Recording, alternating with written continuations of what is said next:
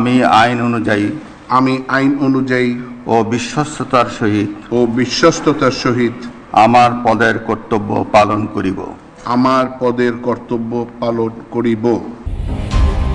বিচার বিভাগে শৃঙ্খলা ফেরানো, দুর্নীতি দমন এবং বিচার প্রার্থীদের হয়রানি কমাতে একগুচ্ছ কঠোর নির্দেশনা দিয়েছেন নবনিযুক্ত প্রধান বিচারপতি জুবায়ের রহমান চৌধুরী। মামলার শুনানি ও নিষ্পত্তির পর সর্বোচ্চ ৩ থেকে ৭ দিনের মধ্যে রায় প্রকাশ করতে হবে। একই সঙ্গে আদালতের কর্মঘণ্টায় বিচারকরা ফেসবুক সহ কোনো সামাজিক যোগাযোগ মাধ্যম ব্যবহার করতে পারবেন না।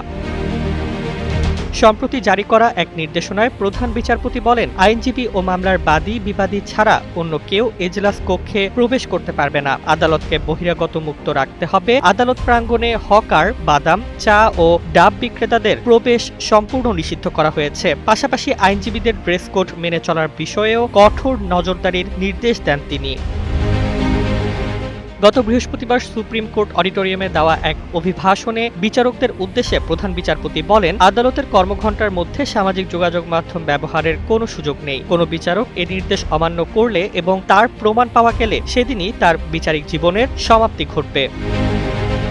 তিনি আরো বলেন, বিচার বিভাগে দুর্নীতির বিরুদ্ধে জিরো টলারেন্স নীতি অনুসরণ করা হবে। বিচার আসনে বসে কোনো অনিয়ম বা দুর্নীতিকে প্রশ্রয় দেওয়া যাবে না। সততা ও নিষ্ঠার সঙ্গে দায়িত্ব পালন করতে হবে। রায় প্রদানে বিলম্ব নিয়ে তিনি সতর্ক করে বলেন, দেরি হলে মামলার নথি পুনরায় পর্যালোচনা করতে হবে। এতে সময় নষ্ট হয় এবং বিচার প্রার্থীরা ভোগান্তির শিকার হন। তাই আদালতের কর্মঘণ্টা পূর্ণ সদ্ব্যবহার নিশ্চিত করার নির্দেশ দেন তিনি। উল্লেখ্য, বিচারিক আদালতের অফিস সময় সকাল ৯টা থেকে বিকেল ৫টা এবং বিচারিক কার্যক্রম চলে সকাল ৯:৩০ থেকে বিকেল ৪:৩০ পর্যন্ত।